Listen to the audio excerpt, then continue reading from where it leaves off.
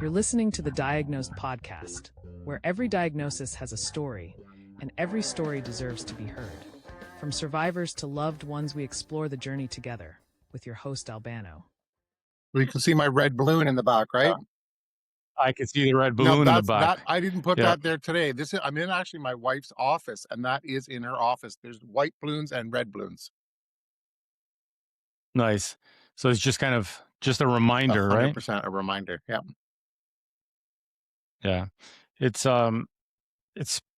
nice because, sometimes we don't want to be reminded of, negative things, but a lot of times these negative things, a lot of light comes out of them, a lot of positivity and community and, just different,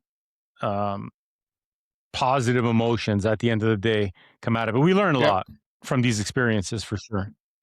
So, all right. Well, I'm going to just prompt you with a few different questions because, I just want to get your story and lead you in a certain direction to have you tell me about your journey, pre-diagnosis and then your journey through it and afterwards. And I particularly enjoy your story, although that may sound kind of shitty, but I particularly enjoy it because you have so many positives that have come out of it, Right. between your community and your work and everything else that's come out of it. And Right. it's actually quite nice.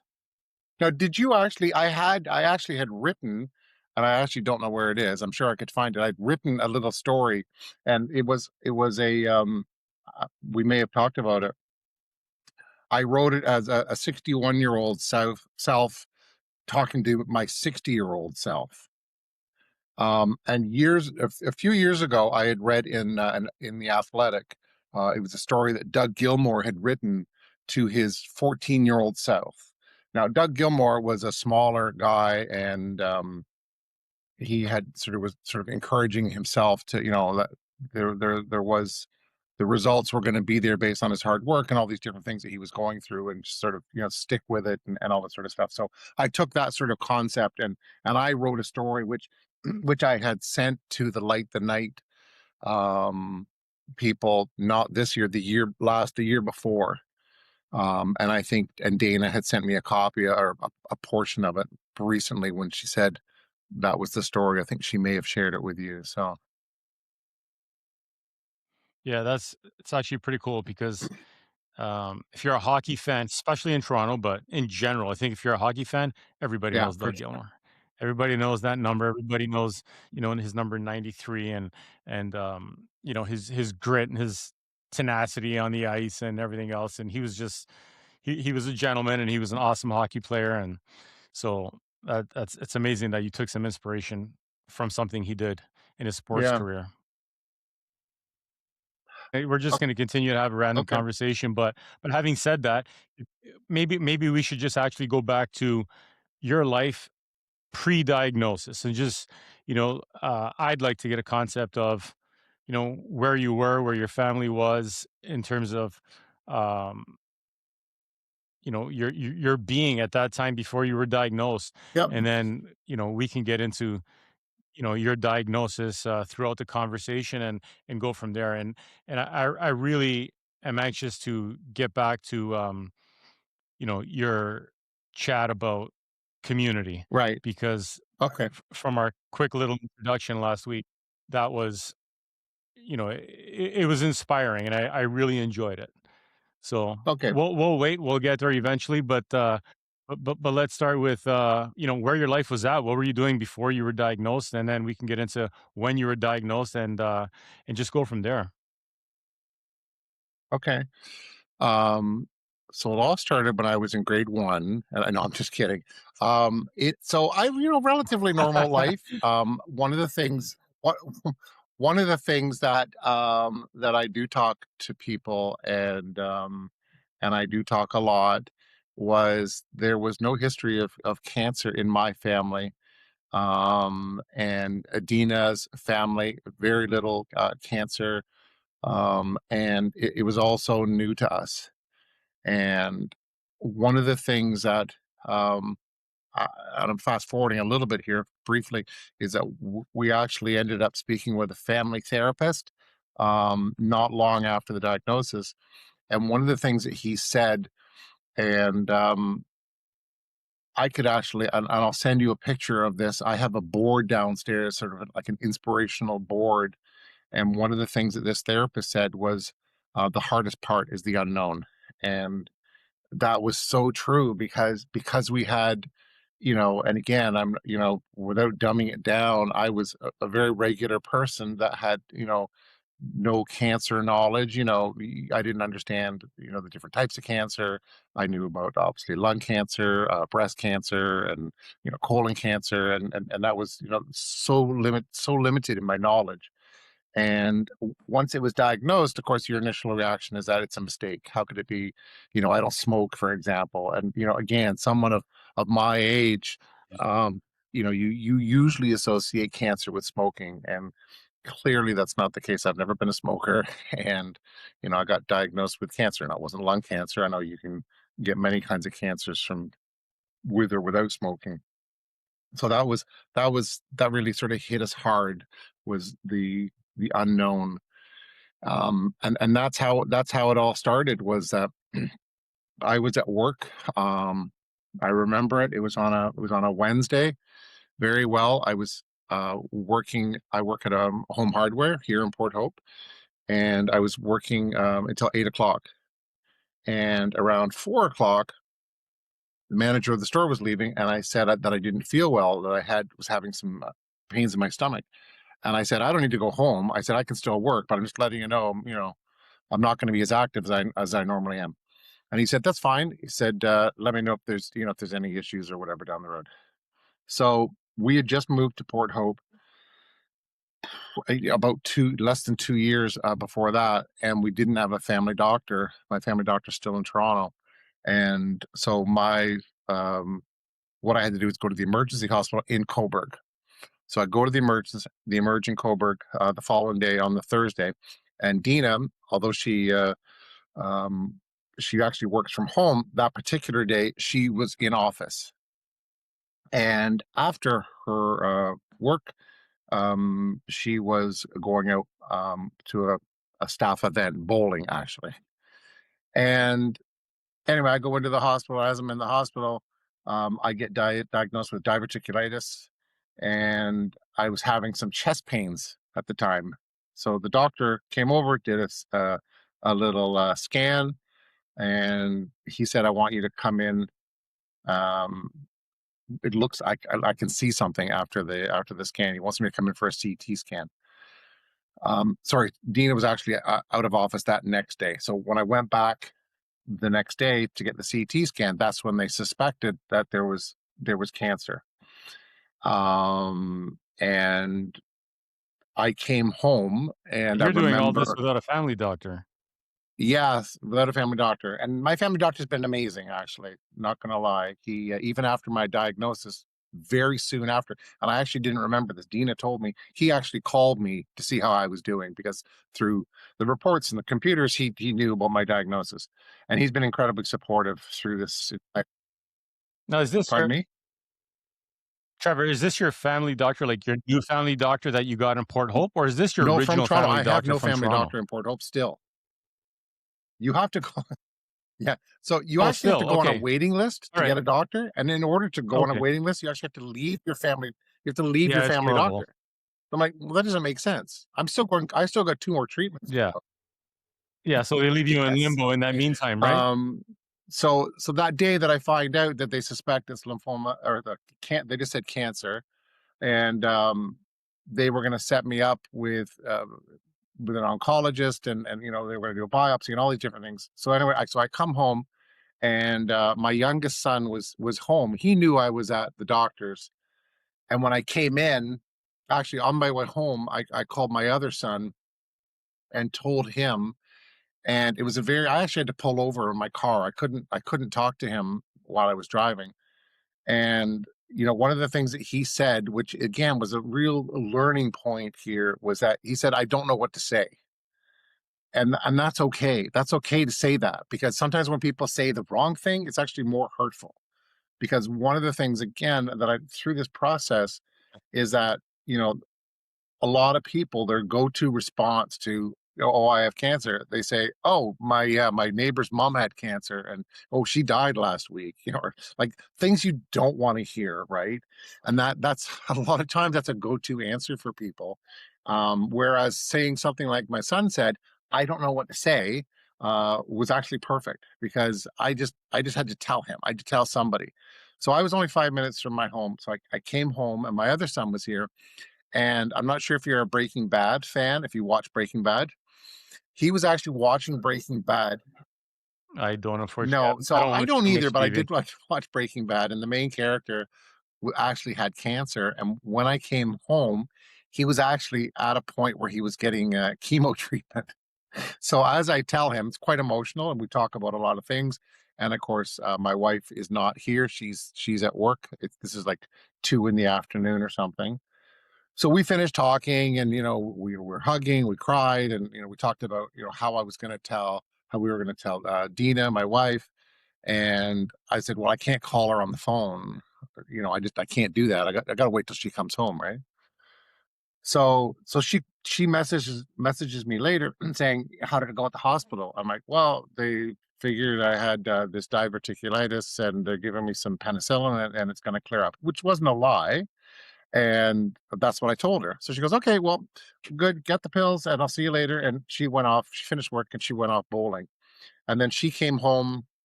So that was around 2. She came home around 10 at night or something. And of course, I'm twiddling my thumbs, and I don't know how I'm going to sort of give her this information. And then when she came home, she was excited about her bowling, which, she had a little event after work. So it's, to be expected. And, obviously there was disbelief. She didn't believe what I was telling her, because as you may or may not know, at this moment I like to joke around a lot, and that's not the kind of thing I probably would joke about, certainly not now. But that was a really that was a very, very difficult moment. And from that moment, she never left my side. Like, she didn't. She came to every single treatment except for one. And the only reason she didn't go to it is that our youngest son came with me to Oshawa. I went to Lake Ridge. And he came and spent the day with me, because because of the way I have to get my treatment. I'm in there for like 11 to 12 hours based on um, the drip for the rituximab. It's got to be on a very, very slow drip. And then back then, of course, I was getting my chemotherapy and then the rituximab, right? So, but she's been for every single appointment. So, Trevor, let me jump in for Yep. let me jump in for a second. Um, you weren't doing this through your family doctor at that point. You were at the hospital, and most of this was being done The diagnosis. through them there. Did you know that day? Right. Did you know that day when you left the hospital and you waited for your wife to come home from that event? Did No, you no. know So they what it was at suspected that point lymphoma. already? They didn't know really anything else. It was just based on the images. And then that's when, I think within a couple of days, an oncologist um, had spoken with me, and then made an appointment to get a biopsy done. And they couldn't. No, sorry, go ahead. Okay. So, yeah. So at this Exactly. point, Yep. nothing was 100% firm. You were just pretty sure that's where they were going, and they wanted to be sure of it. Yeah. And then they sent you off for some further testing. So that's Yes. where you were That that that day. You was had the that's exactly conversation it, with your and that wife. was all done through Right. Okay. Yeah. Coburg, Northumberland Hills Hospital. And yes, and then that's, like I say, then within a few days they scheduled the biopsy, and the tumor turned out, it was a grapefruit sized tumor up against my left lung. And they actually couldn't go through my chest for the biopsy; they had to go through my back. Um, and a lot of times, people who I talk to, they say, "Well, how could you not feel a tumor of that size up against your lung?" And it didn't just. Yeah, it Yeah. It's is, such an because it didn't interesting it didn't question, isn't grow it? overnight. Yeah. So what Because it makes happened sense. is they estimate that Yeah. it took about, I had it for about 2 years, right? And the only sort of side effect from that was I was a little more tired than normal, a little easier to be out of breath on a walk. We have two dogs. So on a walk with the dogs, my wife would be in front and she goes, "What are you doing? Come on, let's go. We're doing, whatever we were doing." And I'm like, "Okay, I'm tired. I'm tired." And it was just, yeah, I just turned 60. So I just chalked it up to being 60 years old and figured some switch was hit and my body goes, "Okay, you're 60 now. So just, slow down and you're going to be more tired." And it just, you justify. And I think men more than women justify the changes in your body, and men don't recognize the changes in particular, cancer or something like that, as much as what a woman is more in tune with their body. Maybe it's the fact that they give birth to other humans and we don't. So there's that,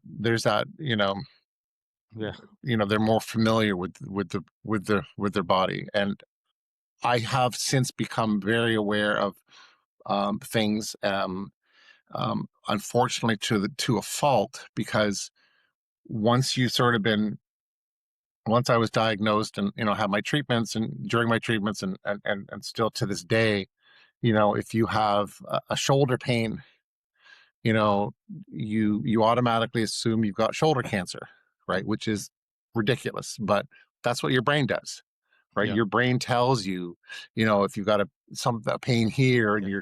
you're in my chest again. I'm like, "Oh my god, it's come back," right? And that's going to be with me for the rest of my life. I know that. Yeah. That's so interesting. I wanted to get into that and have that conversation as well, because it is a very interesting point that subsequent to people doing their treatments and being Yes. diagnosed with something, you're Yeah, just and it is. always over aware It's of it's a everything. blessing in a way, because you're uber aware of what's going on, but it can be a curse too, right? Because it can be there's the mental aspect of Yeah. that curse per se, where you can overwhelm yourself.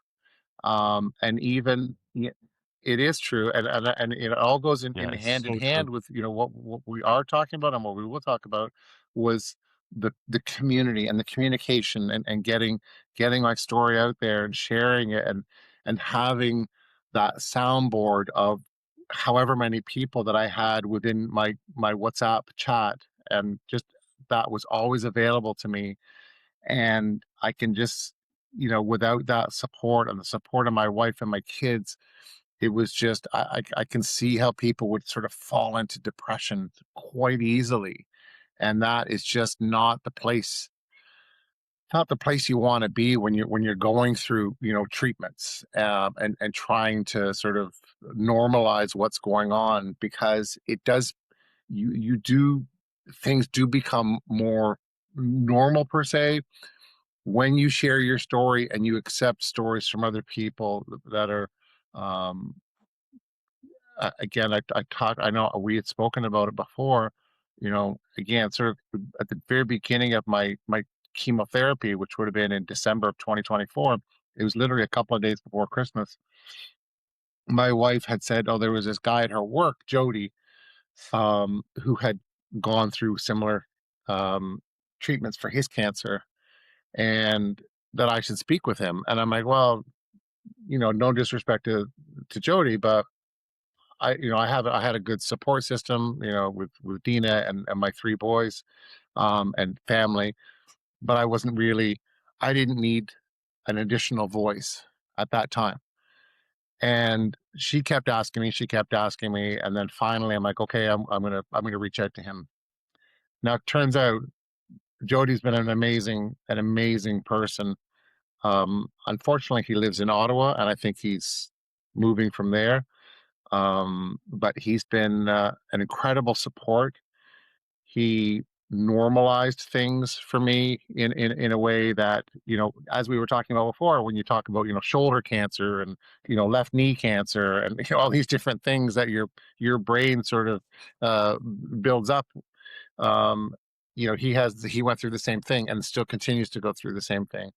And I met him virtually several times, and then I think it was last fall, last September, when we're 2026, so 2025, maybe it's 2024. I can't remember. There's a blur here, but we went to Ottawa to visit family, and we decided to meet.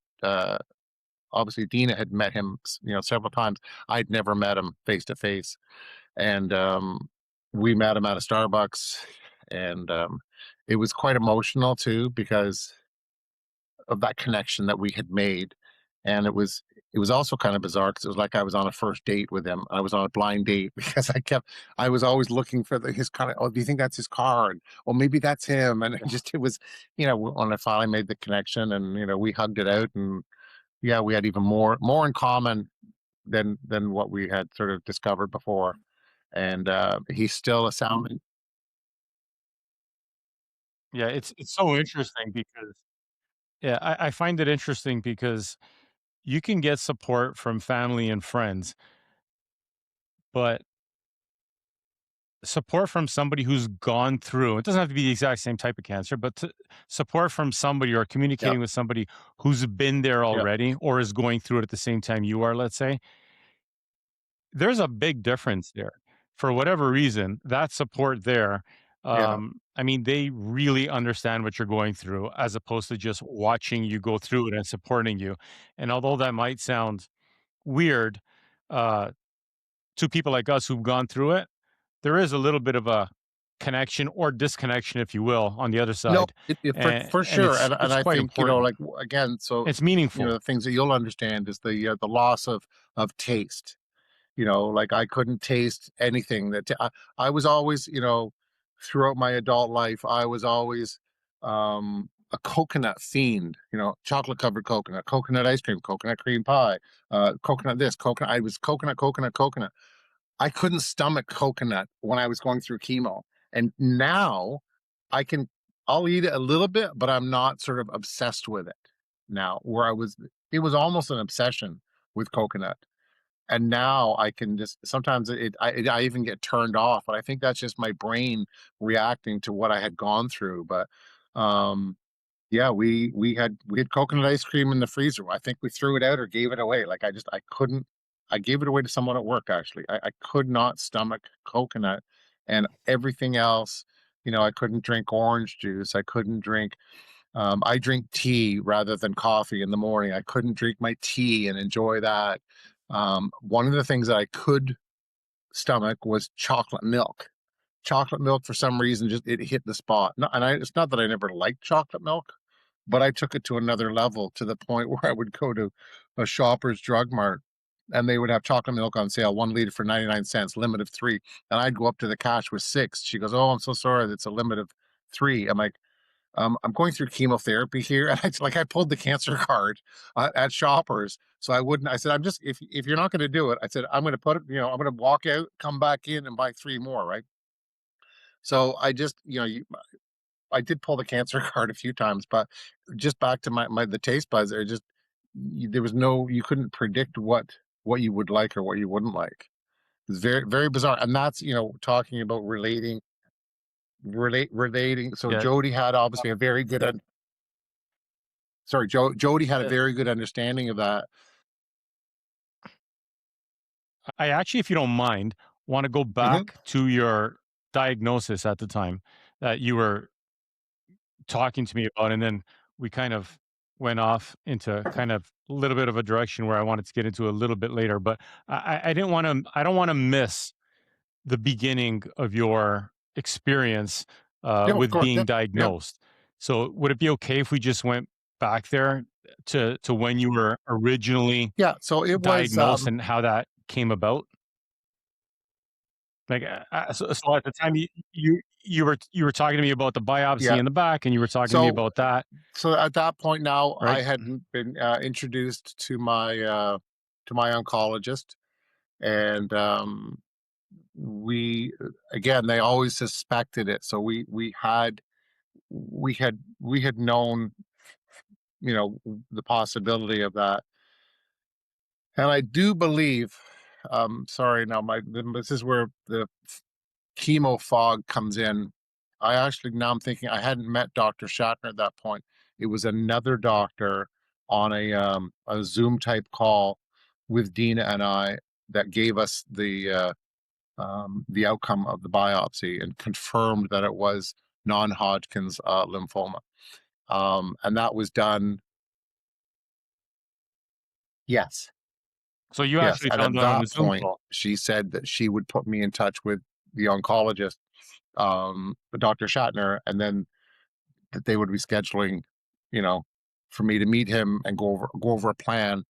And that I think happened pretty quickly. Like it was less than 2 weeks after that initial discovery to meeting my oncologist and sort of him laying out the plan of what he was going to do.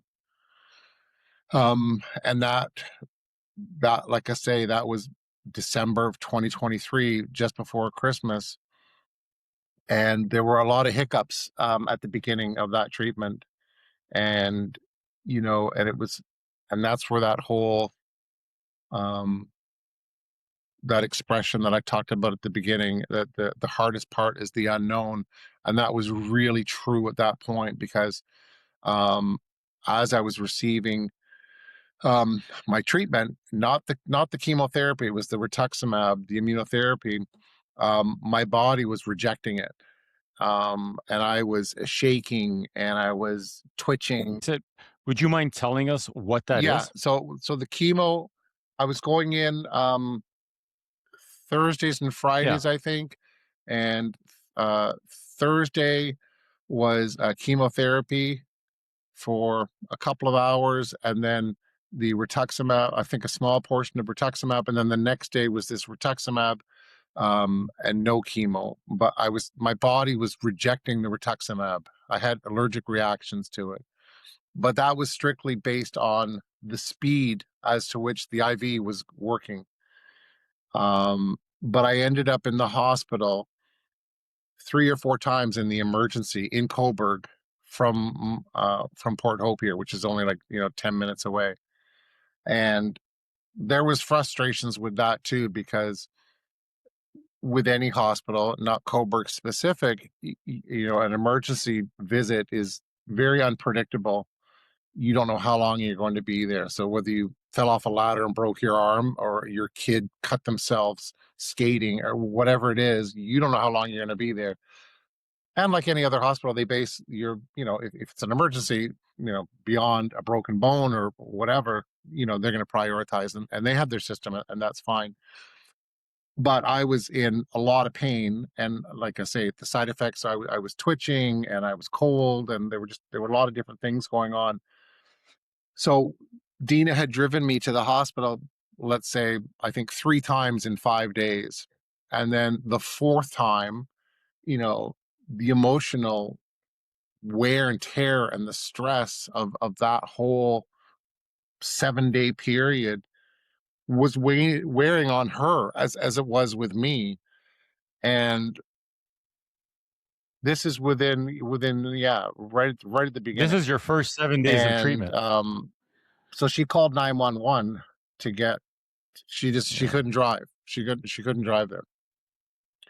And so the paramedics show up at our house, and I'm sitting down in our living room.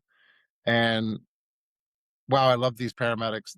We talked about this recently too. So they have, through technology, they knew that I was in the hospital at the Emerge already. Would be my fourth visit, and that I got a drug called I don't remember the name of the drug, but it was a um, pain medication, Toradol. So they said, we see that you've had Toradol injections already this week. We can do that right now. I've got the medication in the vehicle. We'll do it in your house, but we still have to take you to the hospital. I'm like, I don't care. That's fine. Give me the injection. So they go out, they get it, they give me the injection, the pain starts to subside, and they drive me to the hospital. We still had to wait 8 hours, I think, before I saw a physician. And at that point, I was I was and I'll say annoyed, that may be the wrong word, but maybe that exact moment I was annoyed with my oncologist because he knew what I was going through, but yet he didn't seem to want to change anything. And what I found out later actually that's actually the opposite of what was happening. Is that he was the one thing that I know and that I found out, and I'm sure it's the same at every cancer. I call it the cancer cafe with all the little chairs and everything, right? And seeing all these people hooked up with their IVs, is that the communication there is incredible. And my doctor, Yeah. Dr. Shatner, had done a lot of research within his community because he had never seen somebody have this type of reaction to this rituximab. And he decided that to continue with the same medication, but at a much slower rate. Of course, I didn't have any confidence. All I had was pain memory and muscle memory of what I went through over the last 10 days or whatever. But the nurses there, again, I love these nurses, and I would run through a wall for any of the nurses that sort of helped us. They said very clearly to me, Dr. Shatner's done a lot of work with your case and has spoken to a lot of people, and he's very confident this new approach was going to work. And Dr. Shatner even said, the nurses will watch you like a hawk. So if you're feeling anything, they will be there for you. And I mean, I'll never forget it. I was sitting in my chair, and you've got your blanket on, and you're sitting in the big chair, and you're hooked up, and I like scratched my nose or something, and the nurses were right over. Is everything all right? How are you doing? Right? And they watched me like a hawk. And Dr. Shatner was, yeah. So Dr. Shatner, Yeah. I'm so glad. I'm so glad that yeah, sorry. I'm so glad that you brought up nurses and the job that they do, because I found that, I mean, we can criticize our medical system, and there's much to criticize there, especially in Canada. yeah, Um, but the nurses, especially with cancer patients, and the nurses that work in those wards and in that cancer cafe, like you said, yeah. because I know it all too well as well, um, they were second to none. I mean, they were just amazing. Uh, they really were extremely attentive. They were sympathetic. They really understood the No, they challenges made that an people were going through, not just an physically, but mentally. I mean, yeah, they made I an couldn't complain unpleasant about any of situation them. It's, extremely I mean, I tolerable. don't think they get enough credit. And and again, I know that when I was going in for my treatment, they would see on a computer, oh, Trevor's coming in Yeah, today at whatever time, and they could see that I was coming in. But I'm telling you, the greetings that I got, hey Trevor, good to see you. How you doing today? How you doing since the last treat? Like they were involved. And I have a hospitality background, and that's what it was like. It was like some rich guy going into a hotel, and they go, oh, Mr. Smith, good to see you. Yeah, I've got reservations for you at 7 o'clock at your favorite restaurant. Leave your shoes here. We're going to get those shined, and leave your car front. We're going to do the valet parking, and you've got your favorite room on the 10th floor facing west, whatever it was. That's how they were. It was a 5-star service from the nurses at that facility. And I will never forget how they treated me and Dina yeah. and my youngest son that actually went for one of those treatments, just embracing everybody and just ensuring everybody was comfortable and aware of what was going on, and just explaining step by step what we were going through and expectations, and just assuring me with what Dr. Shatner had, the research, the additional research that he had done, and really putting us at ease. And I love them for that. Like I really do. I used to bug my wife, Dina, about, she would say, "Oh, I love those people over there, and I love that." I'm like, "Well, you don't love them, but I love those nurses. Like I really do. Like I understand now her mindset when she says that sort of stuff, because they were Yeah. beautiful human beings that, like we said, they made a very unpleasant, unknown situation unknown, because that's the biggest fear, is that what you don't know. And they made everything tolerable, beyond tolerable. So I never had a fear of going in. I'm so glad you brought that up. Yeah, I'm glad you brought that up, and I'm glad that that was your experience.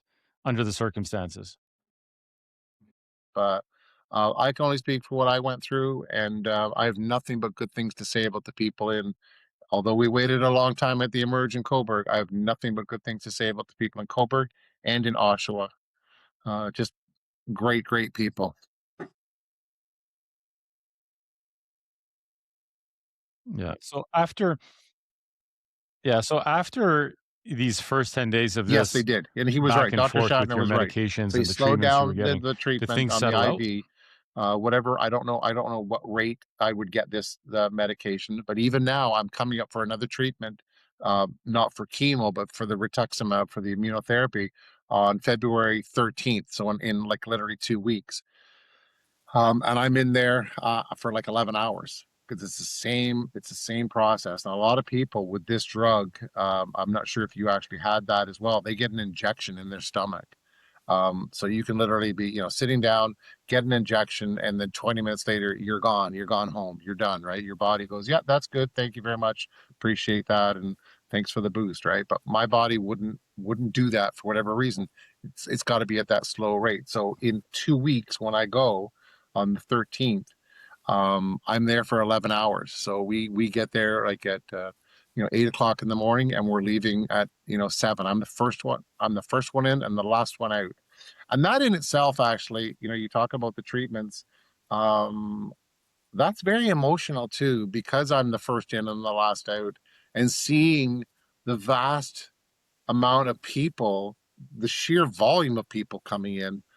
And I know we talked about this before, on our little chat, is that everybody has a story, and I think that's a simple thing to say, but I think as a result of going through what I've gone through over the last few years, is that's really amplified with me that everybody has a story, because you see those people with their, and I may not know their story, but you see like a 23-year-old, 24-year-old woman in on her own, and she's lost her hair and she's potentially lost weight, and she's there for a treatment for an hour or whatever it is that she's there for, and I see her come in, I see the nurses prep her, and I see her leave, and of course, now I'm still there, so of course my brain is going, why doesn't she have a husband, a boyfriend, a girlfriend, a sister, a brother, a mother, a father, a neighbor, a friend, a coworker? There's a lot of possibilities for her to have someone to hold her hand, or just to be there to grab her a coffee, whatever it is.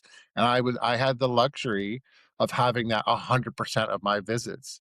And like I say, it was most of the time it was Dina, and that made such a difference. Even though you get hopped up on Benadryl and all these different drugs, and you're sleeping, whatever. But she was always there for me. And it made such a difference in that part of my treatment, on having somebody there.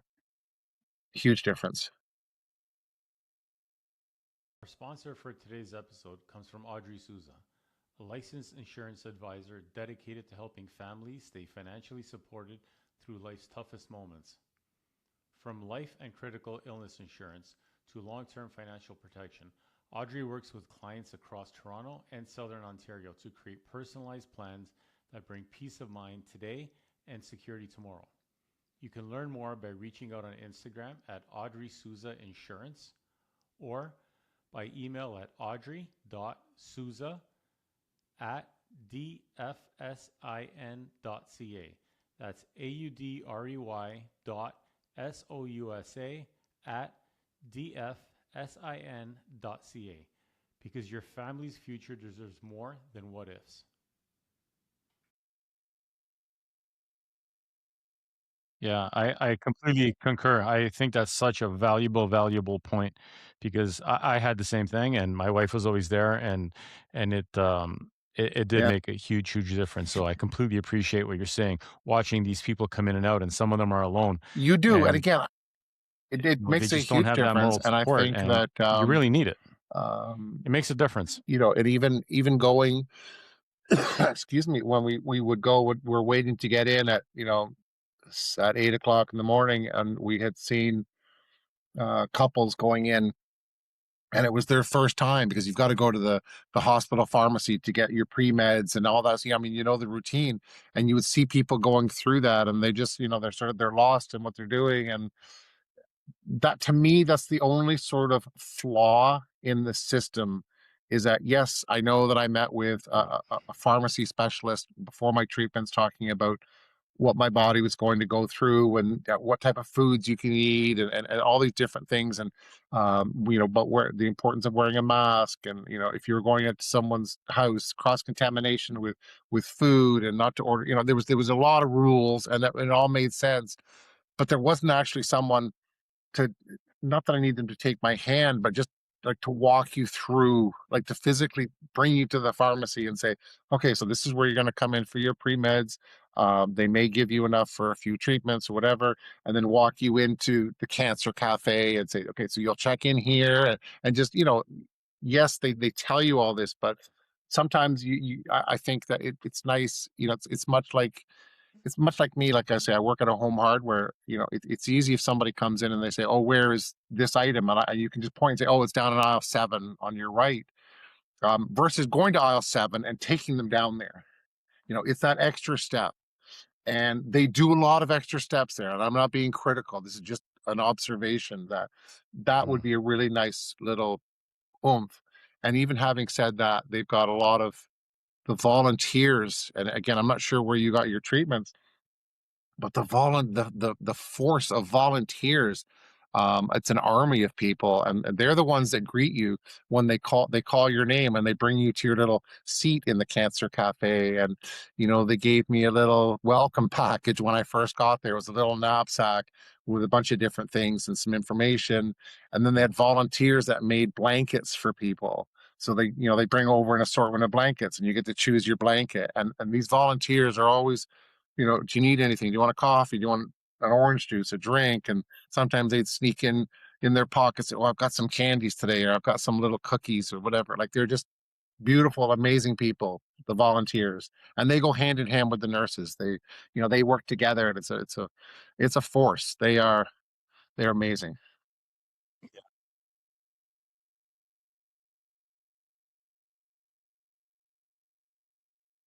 Yeah, I remember the volunteers as well. The chemo Trevor, how went in. long did you do your So chemo for? that Because went. you're done with chemo now. You're still doing some treatments, but not chemo. Excuse me. So December, So January, how February, March, long April, from when you started to when you finished? May. So I think it's 5 or 6 months of chemo and rituximab.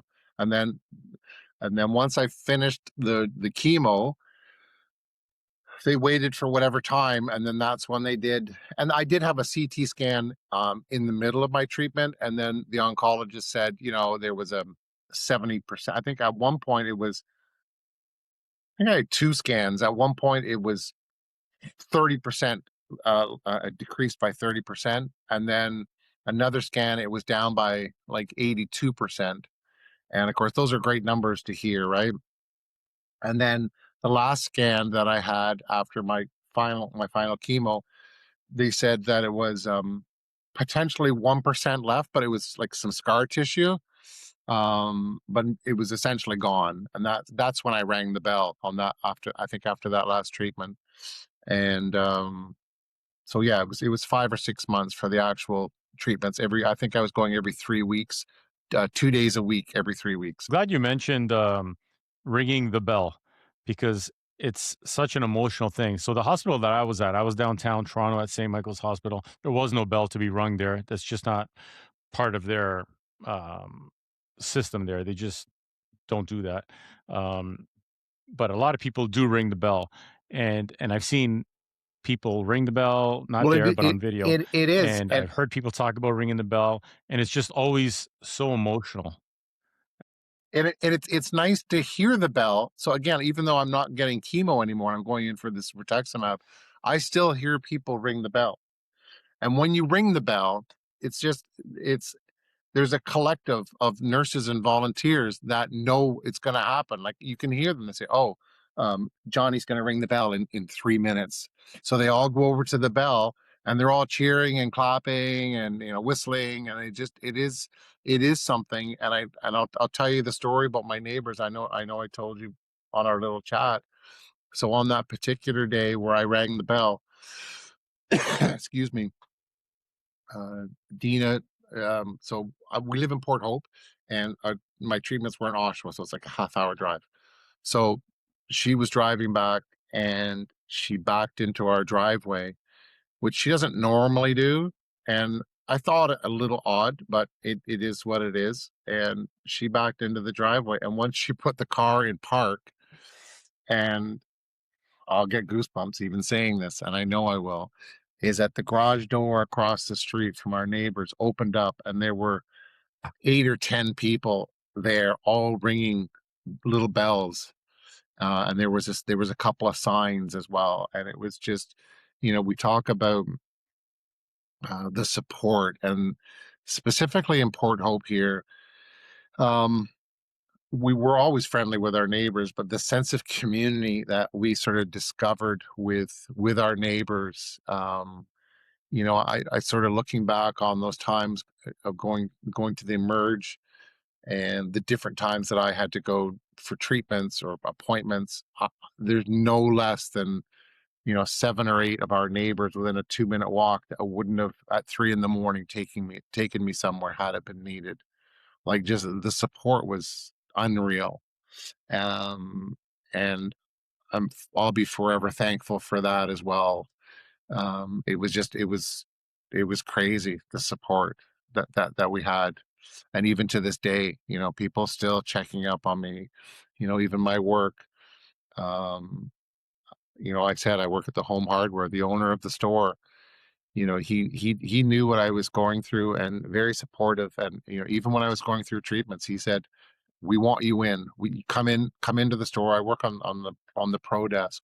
He goes, "Come in and even sit down. I don't care if you don't do any work. We just want you in here. I'll pay you. Just come in." Like, when you have relationships with people like that, it just makes all of that other nonsense of cancer. um it softens the blow. It makes, again, we talk about, the hardest part is the unknown. It makes things known, by having those connections with people. And even during that entire process, Dina was overwhelmed initially with texting people, calling people, sending messages on WhatsApp, and then emailing. And again, through Jody, my friend in Ottawa, I think he was the one that inspired us to sort of start this chat group on WhatsApp. And it just made communicating and updating anything from my treatments or whatever I was going through so much easier. And again, I did a lot.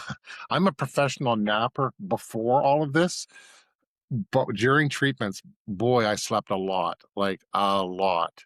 And it was just nice. I could just mute my phone. I would get up at 5 in the morning, and then Dina would, come downstairs at 7:30. I would maybe try and have a piece of toast, and then I'd go back to bed. Then I'd wake up at noon for a couple hours, then I go back to bed. Like, my sleeping was all over the place. And one of the things that they said is just, sleep when you can and eat what you want when you want. Excuse me.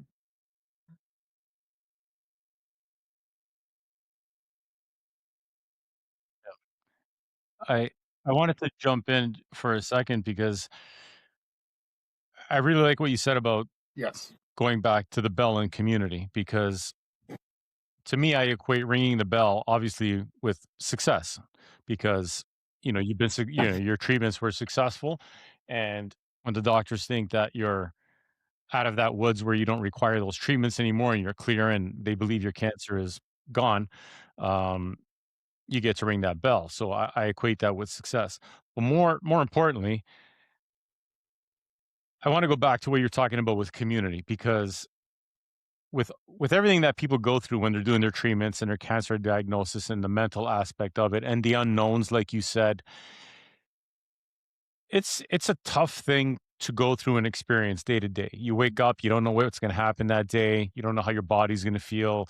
There's so many variables and questions about your future, and all this kind of stuff. And to have that community, whether it's your neighbors, whether it's your coworkers, whether it's your family, it's I don't know what the right word to it's assign to it would with be, but it definitely yeah, is and it normalizes it too, right? Because you warming. feel You isolated. know, it You know, when it we it first got the touches your heart. diagnosis, it was just we were on an island. We were isolated, and what this community, this outreach from our community, you know, the community in Port Hope, but our community with family and friends and coworkers. I mean, the people that I met through Dina's work on Zoom calls was amazing. Like, you know, I'd be, you know, I'm in her office now. It's the second floor of our house, and our bedroom is just down the hall. So if I was napping, and Dina was always checking up on me, like every second that she'd come in and see that I was okay, right? So if I got up to say go downstairs, she would call me over, Trevor, so and so wants to say hello to you. I'd never met these people, and again, she was on a video call, and I would talk to them, and they, you know, how am I doing? What's going on? And I just, there was, again, they were part of I say our community, and there were so many great and wonderful people that were a part of that community, and it made a lot of our steps much easier. You know, knowing that we had the support of so many people. You know, we were always calling our boys, and they were always texting me and messaging me, and they were very involved, and again, so supportive. Like, it was just for all the things that we could complain about in life. When something like this happens, a diagnosis of this type, you really do get to see human spirit. you turn on the news and it's all doom and gloom, and you know that in itself, the news in itself can have an effect on people. Like, that's a fact, right? But I think what it did to us, and me, and I say us for Dina and I, is that it's made us realize that there are way many more good people than not good people in this world. And I think the trick to the success of my um, my story and my journey was connecting with those people and meeting those people. So obviously, I knew my friends and family beforehand, but now that group is expanded to someone like you. I've never met you. We've just connected. The nurses at the hospital, you know, back to the nurses, the volunteers, you know, there was one story with one of the volunteers, and he's had cancer. I think it was like 13 or 15 years, and he's had like two or three different types of cancer. And yet here he is volunteering at the hospital, helping cancer patients. And it's like, oh my God, like, how do you have the energy to do that? But yeah, they do. You know, people find a way to, you know, the help that we had, whether it was shoveling our snow. Good thing I didn't have cancer this year, because we've got a lot of snow, but just, you know, the help from the neighbors with, you know, cutting the grass, or shoveling our snow, or checking in on us. We're going grocery shopping. Do you guys need anything? Or the woman from my work, she had cancer. She brought soup over to me, to my door. She came to my door and brought me some chicken noodle soup. Like, it was just, it was amazing. You know, as you see, as you were saying, you talk about the human spirit, and I think it's easily to get caught up in our day to day events of our life. And if you've got kids, you've got, you know, baseball practice, hockey, choir, gymnastics, this, got to go to school, need more clothes, different uniform, whatever it is that you need. It's so easy to get caught up in all that stuff, and then I think you can forget about the the beautiful human spirit, and the caring and the kindness that so many people are very willing to express and give up. And it was rewarding. I mean, it really was. It was rewarding to make those connections to the people that I hadn't met through my wife's work, or people I went to high school with that I hadn't seen in, okay, I'm 62, so 40 years. Hadn't seen people in 40 years, yet they were reaching out, you know. And I mean, it was amazing. It was beautiful. It made things so much better. And even to this day, right now, if I put out, and I will actually, we still have that group chat. I'll put a link to this podcast, and so many people are going to comment, "Oh, Trevor, we're so proud of you, and we listened, and we like your story, and we're glad you're like." It's just it's still there. It's not done because I'm not getting treatment. I'm not getting chemo anymore. The support and the love in the support, it's all still there, and I know it is. Yeah, that's amazing. I love that story. Like, I just love it. I love It did. Oh, I 100%. mean, Yep. it's very difficult to find good things that come out of these tragedies, but there are good things that come out of these tragedies. And and this human spirit, as Because we're it's talking easily about, and the lost kindness from in your people, day-to-day life. it It's so presents easily itself during these lost, times, and and that it's amazing. understanding that It's just it's truly still amazing. there, and that human spirit and that love Yeah. that we received from so many people, my work, Dina's work, old friends, people I used to work with, people I didn't really like, now just whatever it was, I was getting stuff, getting that those feels from these people, and it still continues to this day.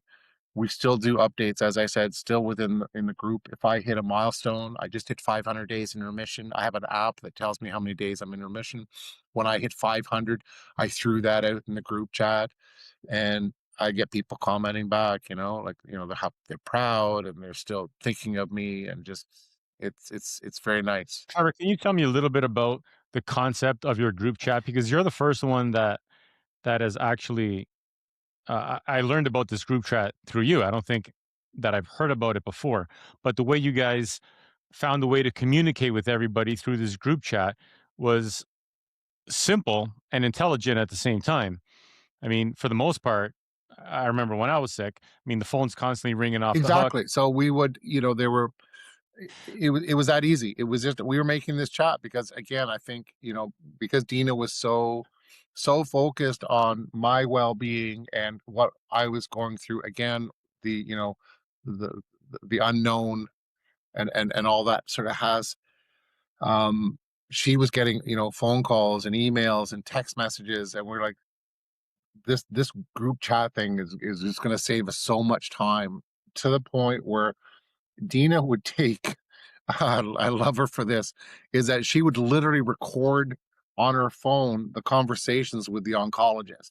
Because, as you know, when you go in there, and again, this is the beautiful thing of having the support and someone there with you, but you sometimes you want to hear something, and you think you heard something, but you didn't hear it, and you get dates and numbers mixed up, but she recorded it, and she would transcribe these meetings and put that out in a Cole's Note kind of version into the group chat, so everyone was right up to date. Now we had side chats with our family, but and all of our family was in the main group chat, but it was just a way for people to sort of be updated. And again, the beauty of that of a WhatsApp chat on your cell phone was that, based on my sleeping schedule, I could just mute my phone, go to sleep for 3, 4, 5 hours or whatever, not hear a beep or a bing or a ting or anything, and wake up, put on my phone, and like, oh my God, there's like 13 people have said, so now I'm engaged. I'm not sitting there, and I'm engaged with people, and just um, you know I didn't fall into depression, because, again, without that, we talked about depression before. That I could see that being easily a road that people could go down, with feeling that isolation of, you just finish your treatments, and I'm not hungry, and I'm sleeping too much, and no one's around, or whatever it is that you're going through. But the group chat was a valuable tool, I think, in my recovery as well, because I never felt a disconnect from anybody. It made a huge difference. Yeah. Yeah, you mentioned your community at work, specifically at the home hardware, the hardware store that you worked at. And if I recall correctly, you could tell me if Yes. I'm So wrong, but they no, you're supported right. you a So the lot. woman that brought me the soup, she had gone through her own cancer battle, breast cancer, 8 years earlier, and obviously, I never had radiation, but she had radiation and chemotherapy and a lot of different other things. But again, as you had mentioned earlier, you don't have to have the same type of cancer to understand that path that what somebody goes down, right? So the owner of the store came up to me and actually said that he had mentioned to this woman, Jamie, about my situation, and would I mind if Jamie sort of came up to me and gave me some support or whatever. I'm like, yeah, absolutely, that's fine. So I made it. I knew Jamie. I didn't know her very well, but I've come to know her very well. She's now friends with Dina, and incredibly supportive as well. To again, she brought me food to my house and just always checking in on me. And since then, two other people at my work have been diagnosed with cancer. A gentleman had, honestly, I can't remember. It's some type of lymphoma. I don't remember what it was. And he's almost finished treatments now. And then there's another woman that was diagnosed with breast cancer, and she's gone through chemotherapy and radiation. And we've all sort of bonded through cancer, and share stories, and share support stories. And you know one of the things, the man that was diagnosed with cancer, John, I remember, I think I'd met his wife before, but she wasn't she's a nurse actually, and she came up to me in the store, and I was still going through my treatments at that point. And I said, listen, hey, if John ever needs a ride for a treatment, if you're not available, call me. Let me know, because he lives nearby, and he was going to Coburg. And she pulled out a book and wrote down my phone number. So it wasn't, when someone says, "Oh, yeah, give me a call. We'll go do that." Like I meant it. I really meant it. And she was serious too. She never called me about giving him a ride, but I was available, and if I was off work, I would have done it. But she was his Dina, to the point that she was so well organized, and she also took notes with meeting with oncologists, and was taking down numbers of people that offered to help, which I think is a pretty cool thing, as opposed to just like, oh yeah, well, we'll get in touch if we need help. No, what's your number? I'm writing it down, right? And we connected, and then unfortunately, a few months later, this woman with breast cancer, she also Yeah. she came up to me, and she made some joke about she was joining the cancer club or something. But um she's finished her treatments, and they've been successful. And yeah, we've all sort of, the four of us have sort of connected, unfortunately, through cancer, but again, a good connection and support. I wanted to just ask you quickly about, so you and I have come to know each other because of Dana at Light the Night. So Dana is my contact and representative at the Light the Night event, and she's also yours, and that's how we made that connection between us, was through her. Um, and for anybody who doesn't know what Light the Night is, it's basically um, an event that takes place annually, and it takes place in many, many different cities across Canada and the US. And it's to support blood cancers. And like I mentioned earlier, Yes. I've been attending Yes. for the most part, maybe not every single year, but I've been attending since 2011 was my first time.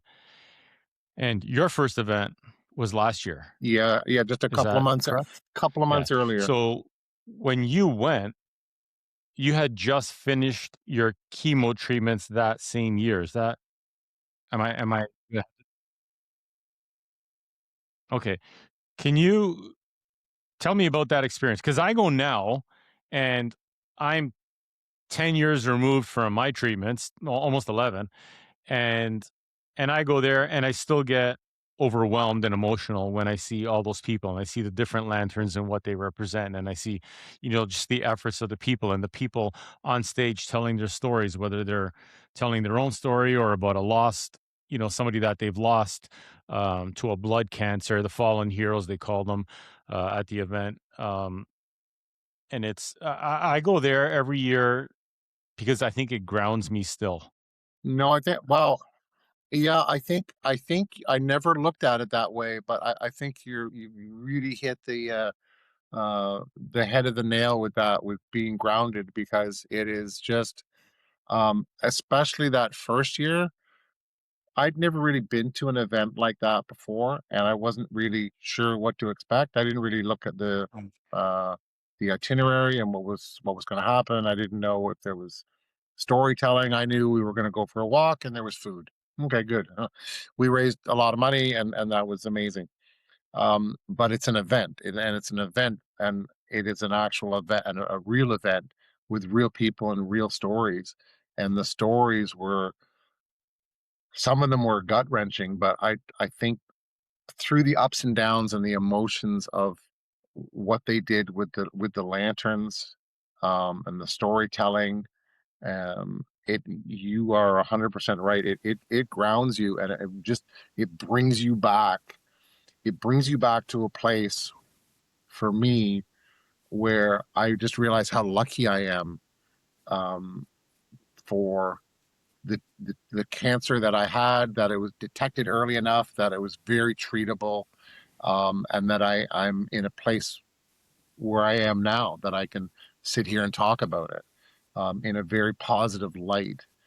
And sharing my story is much like Light the Night. Yes, they raise money for what they do, but it's about sharing that story.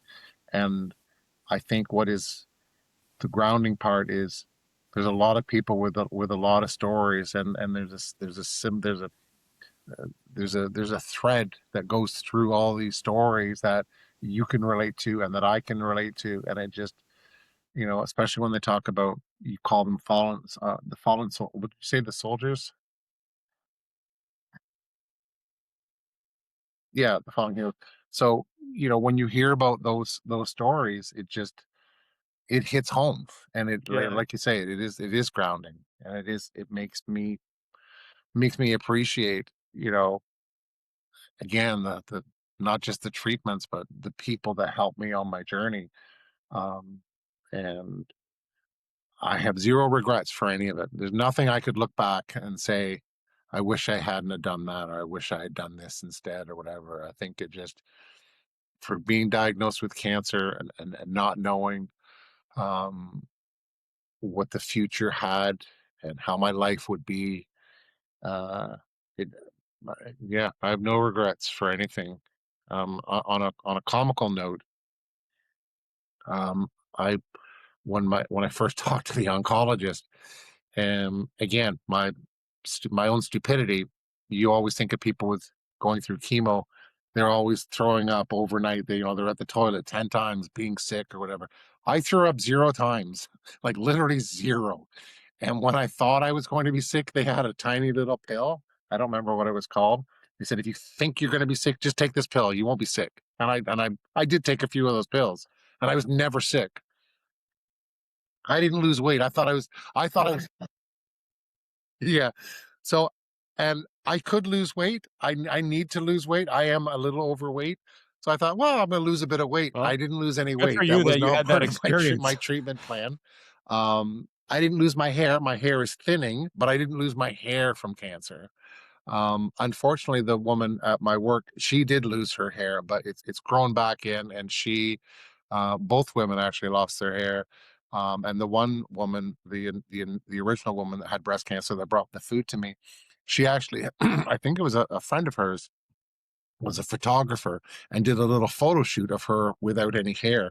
And they were beautiful pictures, like just amazing. And of course, that was 10 years ago. Her hair is fully back, but she embraced it. She embraced that. And I was ready to embrace losing my hair and losing weight, but I didn't lose my hair from cancer, and I didn't lose any weight. I actually put on weight. I put on about 30 pounds based on my chocolate milk consumption.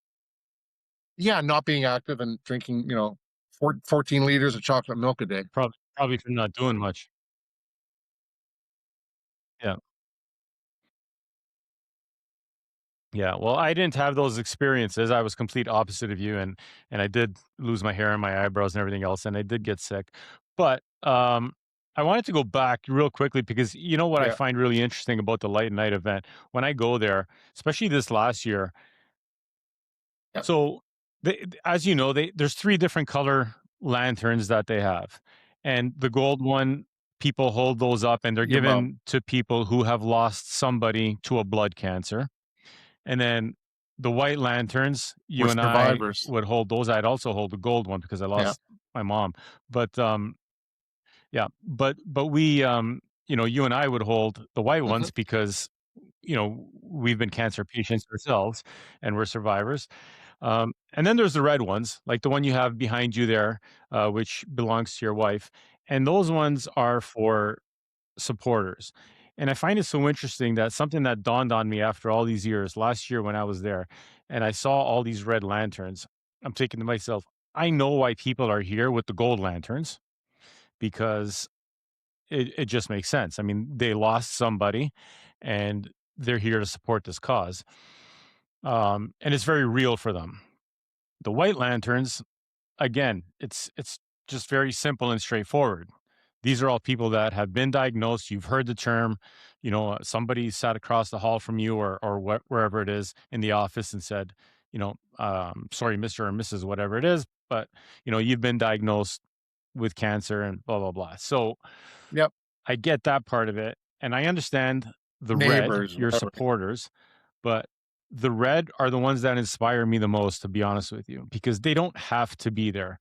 A lot of these people are friends and family and just your neighbor or whoever They are there by choice. They are there by choice.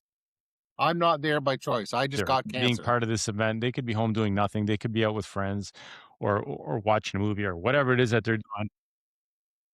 They're there Yes. by Yeah. yeah, yeah. So- Right. So the ones with the red lanterns, and thankfully there's more red lanterns than the other two combined usually, but you know, but they're the ones that kind of really get me. It's weird because I mean, the white ones really get me too because these people have struggled and gone through what I've gone through, or you know, Well, and but to that but point, the red if ones, now one of like you my said, they're there by boys lives in choice. Nova Scotia, but if I could Yeah, somehow this light the night get all three of them, because now I may have mentioned to you before, I'm a I'm a newly minted grandfather by 4 months. So if somehow we have a beautiful granddaughter through our oldest boy, and if somehow they managed to come to the walk and they had red lanterns, I would 100% feel the way that you feel. Because again, I don't want to simplify it or be dismissive. Or I'm not sure what the right word is, but yeah, me carrying the white lantern, I got cancer. I got cancer. I didn't choose to get cancer. I didn't want cancer. I got it.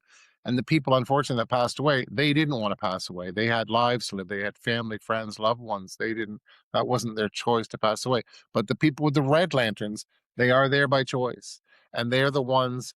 They are the glue that kept everything together during my journey and my struggles. And Dina at the front of that line. And I never thought about this before, but if I can get my kids there at this walk, those red lanterns will become that will be amplified a million times to see them. Yes, I know how much support they gave me, but to see them at that event with red lanterns, I mean, I did find I did find one of the things when I was going through treatments, I became more emotional and that I would cry much easier than I ever before in my life. And I could tell you right now, if they came to the light the night with red lanterns, my three boys, 100% I'd be in tears. Like that would be what an amazing, what a visual. I mean, and again, the visual of those people walking down the Martin Goodman Trail down by the Ontario place. Like that is something. The different colors, and as you say, red outnumbers everything. Yeah, thankfully, exactly. So thankfully, red is the largest number, right? But yeah, to see if could see my kids there with red lanterns, wow, I'd be a mess for thank sure. Well, you're, yeah, for sure. Yeah, and I mean, it's a color of a lantern. I Yeah, mean, and then your I've one son experienced it. he I've would have had a both white my one, kids there, and right? So yeah, I it's can't even that I can't it's pretty imagine emotional. I'll be honest with you. what that would be like going through that. But yeah, that is Yeah, and when you see yeah. the young children, I mean, my son was diagnosed at 19, but when you see the It was younger the kids first, so there, this was and my there are a second few of year in them, and they have their white 2025. Now that lanterns, first year in it 2024, it was just it's really emotional I when you didn't see expect the any of that. I young didn't children walk expect around with those. it to be such an emotional night. Like it was beyond anything I could have imagined. I didn't know Dana then. I knew her for this past one, and yeah, she's an amazing, beautiful person as well. That has just um, the support from her and the events that she's helped coordinate through my wife's work, the support that she's thrown our way. She sent us a Christmas card thanking us for the support that we gave her and the money that was raised, and just like she's a great person as well. Not sure how long you've known her, but we just sort of met Dana this year, or well, last year in the summer. So Well, it's nice that people put these events on and give back to the community, and this is not the only one. I mean, all over the world, there's so many events that people give back to the cause, and they raise money in many different forms and fashions. Actually, on February 14th, I'm going. I This is another event I've been going to for the better part of 20 years. And this year happens to fall right on Valentine's Day, but it's called an Evening of Hope, and it's another event to raise funds and money for the cause, and so it's just nice to see so many people contributing. It's like you said earlier, everyone's busy, day-to-day lives. yeah, there's actually even an event next week that Dana invited us to go to, but it's not enough time. I think it's February 12th or something. So it's the day before my treatment, and I can't. I'm working, and I can't get the time off. I'm assuming it's in Toronto, but yeah, with enough time next year, hopefully I can. I'll be done with Hope you treatments. My last treatments, like I said, is in May, so I'll be done with treatments, and yeah, I'll give back as much as I can. For sure. And I don't want to say I was never really that person, but I wasn't. I'll be more involved for sure moving forward. And it's easily dismissed, like it really is. And it just and I think, and I may have correct. been that person when, and it's such a common response, when Yep. someone says, "Oh, my dog died this weekend," and then someone's, "Oh yeah, my dog died last year too," and it was blah blah blah blah blah. Blah. It's like, okay, I'm sorry that your dog died, but I was just telling you about my dog, right? And cancer sort of fell in there as well when someone would say, "Oh, my neighbor's mom just died of cancer." I'm like, "Oh, I'm so sorry that she passed away, and that must, that's sad, and you don't have a mom anymore, or she doesn't have a mom," and then that's it. You go on, and you finish cutting the grass, or you go grocery shopping, or you go on with your life. And then it knocked on our door. Cancer knocked on our door, and then it becomes real. And there's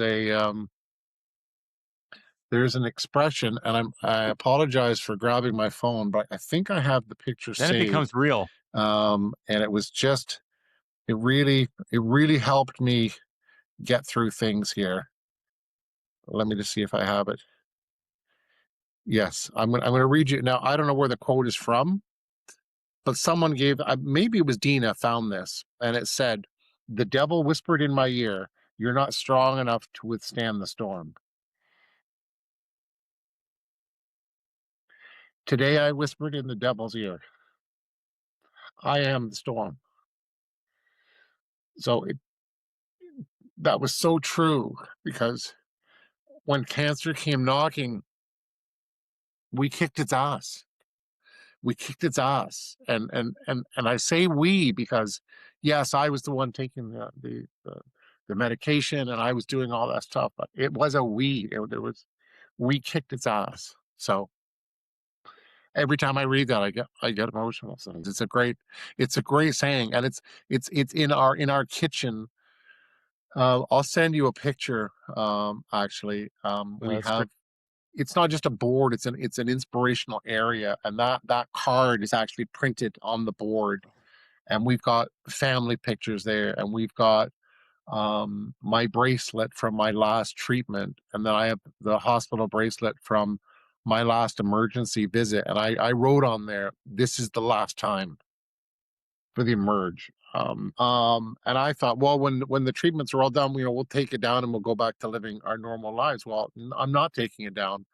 We may change some of the information that's in there and focus now on, like I say, we're grandparents now, so maybe more pictures of our granddaughter in there or whatever. But it's become a focal point in our home, where we celebrate family and the love of our for our family, right? And right now, there's still as of this minute, there's still Dina cut out messages that people had texted or emailed or used Messenger, and she cut those out and pinned them onto the board. Again, people I'd never met from her work, showing their support, and it was daily reminders of that support, not just through the group chat, but a physical printing of that support from someone was up on that board, and easily read by me every single day when I walk past it, every single day. And it was something. Trevor, I usually ask when I have these conversations with people, I like to ask them um, what they can offer somebody else. If they had something to say, what would they offer somebody else that was either diagnosed? Um, but I think I would like to ask you something slightly different. Instead of asking you what you can offer somebody that was diagnosed, a large part of your experience and this conversation in particular has been about community and support, and the relevance of that support and community. Um, so, if I had to ask you something, I think I would like maybe for you to offer some words of advice or kindness to people who do support the caregivers, the ones who do the running around, the ones who do the all the intangibles, like Yeah. Dina did for you and my wife for me. Um, what can you say to those people or about those people? Because they sometimes get lost. Let's face it. I mean, people focus on you and me because we were the ones that had the sickness, I think but those people sometimes get lost. Um, you know, it's much like, I'm trying to think of how something to compare it to, because I think sometimes you're put in a role that you know I'll back up just a little bit. If you were to go talk to me from 3 years ago and told me all these things that I was going to go through, and all the things that I believed in, the support, sense of community, the love, the friendship, and all those things, I wouldn't have necessarily believed it because I hadn't lived it, didn't have that knock on the door from cancer yet. And I think that's much like the people that support. And I'll use Dina because she's my wife and she was the one at the front of the line for this support. She's a very loving and caring person, but I don't think she would have realized what, and I don't want to call it a job, but for lack of a better word, I'll call it a job. But the job that she took on as my biggest supporter and my champion, I don't think she knew what was going to be involved in that. But having said that, she embraced it and she excelled at it, much like a lot of people that give that support. You don't know what's in you, but you do it.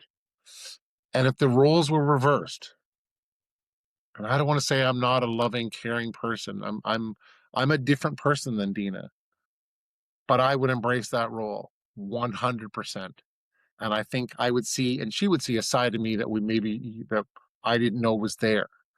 So I think you look at the situation, and your brain and your body and your heart tell you what to do as a caregiver, as a Red Lantern carrier. And she embraced that role and excelled at it. And for that, I'm forever thankful. And I just think, like I say, we the hardest part was the unknown. So at the time of my diagnosis, she didn't know completely the role that she was about to embrace, much like I didn't know what my health would be like 12 months later, 6 months, 2 years, or whatever it was, right? It was, again, it was that unknown. But even not knowing what the future held, she took that role on, much like a lot of other caregivers, and just made it her own, and made my life so much easier through all the things that she did, whether we're driving or recording conversations with oncologists or making sure I took the right medicine, or the amount of times that she would come into our room as I was sleeping to make sure that I was still breathing. Like, I mean, I know that may sound ridiculous, but that's what she did. She would just, without wanting to wake me up, she wanted to make sure that I was okay. And she took that role on. And that's what caregivers do. That's what the support people do when you're going through this treatment. So to the people that took on that role, or the people that are about to take on that role, embrace it, learn from it, seek help. Don't be shy. Don't don't live with things. Communicate with people. Talk to people. Find good listeners. Good listeners are very important. Like I say, everyone's got that story where, oh, my dog died, and you're telling your friend, and oh yeah, my dog died too. That's not listening. That's a little bit of listening. That's not a lot of listening. So find a good listener. Find your person that can listen, because she needed to vent and release, and communicate with people other than me. Obviously she needed to communicate with me to see what I was going through and blah blah blah, right? But she it was a struggle for her too. But you need to find that good listener and just communicate. Yeah, these Red Lantern caregivers, as you put it, which I think is fitting, uh, for this conversation for sure.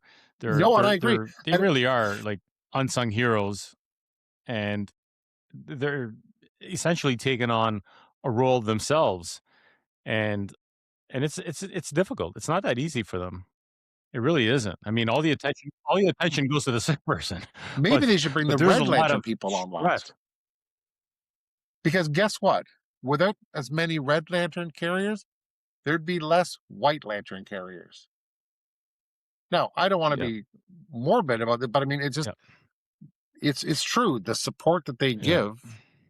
they give to their husbands or wives or friends or whoever, whatever their relationship is with their White Lantern person, um, it goes a long way. It goes a long way. She was, like I say, she was the ringleader of all that. Those people across the street that opened up that garage door, that wasn't by accident. That was all that. And she even had It a really ring the does. bell party for me at our house here, and we had 50 people here. Like, she was the one. She was the champion of my cause, my well-being, and everything. And without that, it would have been a much, much, much different journey.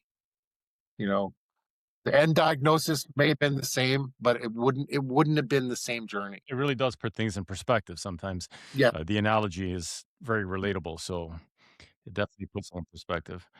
Um, Trevor, I'm gonna meet you, I guess, at the end of the year at the Light the Night event. So we'll definitely connect, Okay. Nice. between now and then for sure. But we'll meet then. I've been asked to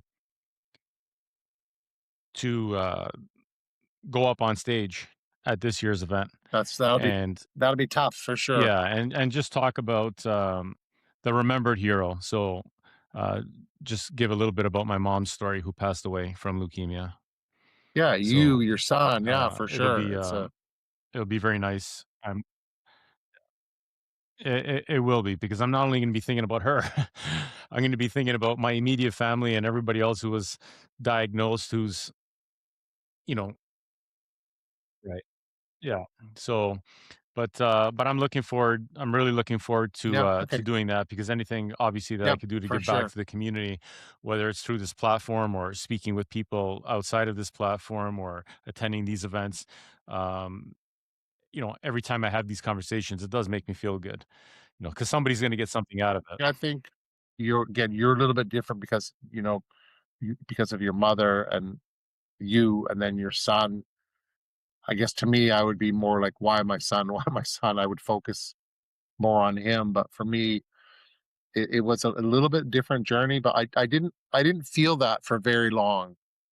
And the reason I think now looking back on it, why I didn't feel, "Oh, why me? Why me? Why me?" was that back to the support that I had from starting again with Dina. And she'll watch this and she'll hate me for mentioning her name so many times because she doesn't like to be in the spotlight.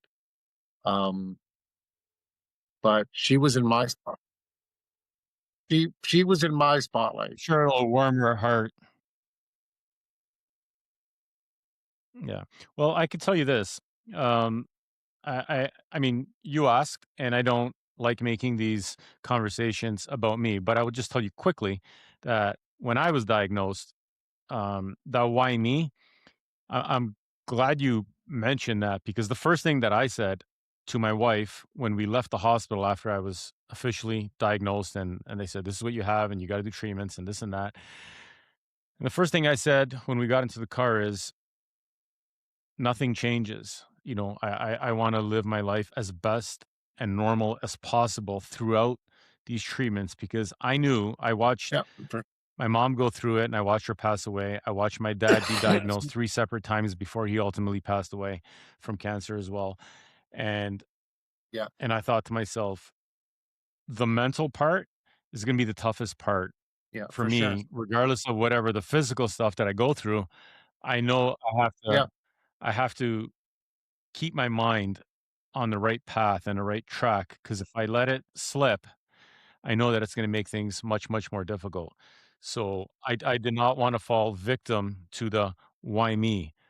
And it was for that very reason that I knew if I started letting my mind slip and I started letting these negative thoughts come in my head, and sometimes they still did, but I was very focused on I wasn't gonna let that consume me, because I knew that would take me down a road I didn't wanna go down, and it would make things Why? much, Just much more difficult. we all get into that. Everybody gets into that mindset, but it's what you do at that moment.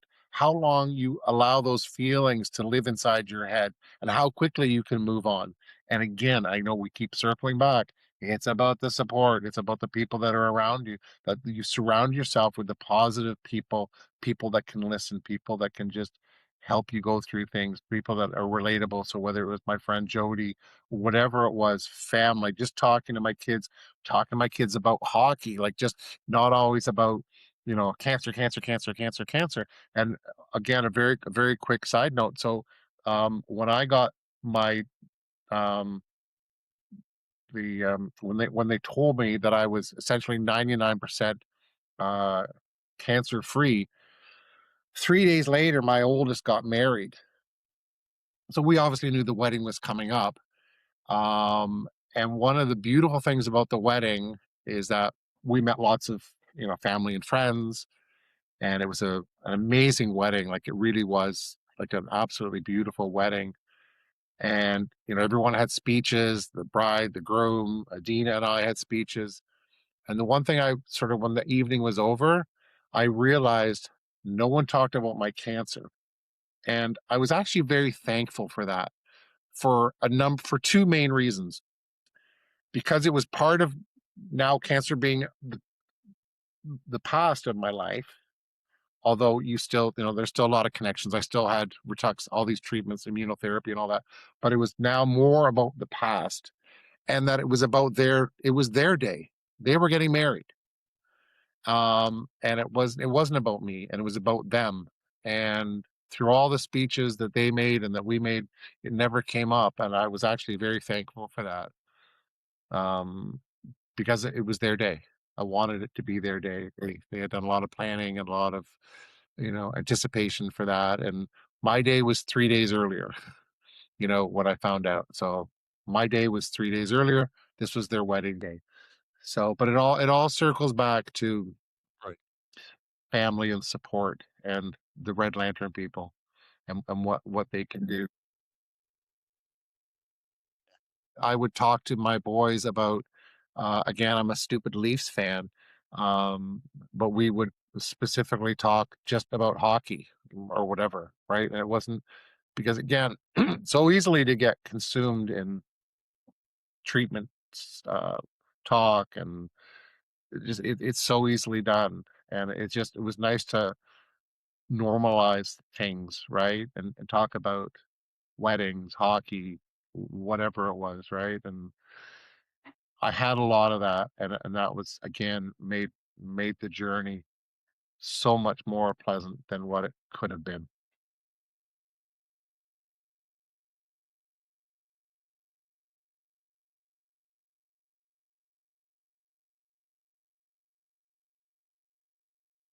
Well, I appreciate you taking time out of um, your day to share your experience, your story, and and the words of encouragement to others out there. And I really like the fact that most of this conversation was essentially based around community, because it's kind Yeah, of something that's forgotten about during these difficult experiences and difficult times for people. And I'm glad we were able to focus most of this conversation on people outside of you and I. you know, I mean, there was a lot of talk about you and your sickness, but at the end of the day, I mean, it was really about family and friends and community and your coworkers and that experience and the Red Lantern people. So I'm going to be on stage, so I may just take that upon myself.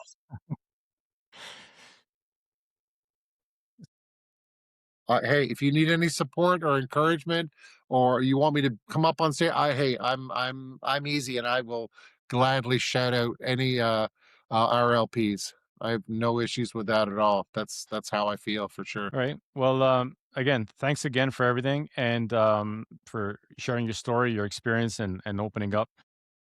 Yeah, and the same thing for you. If you ever needed me to get involved in anything that you any projects that you're working on, or to sort of reach out to people at any sort Please of feel stage free to um, reach out at any of time. treatments or whatever, words of encouragement, like anything like that, I'd be more than happy to help out.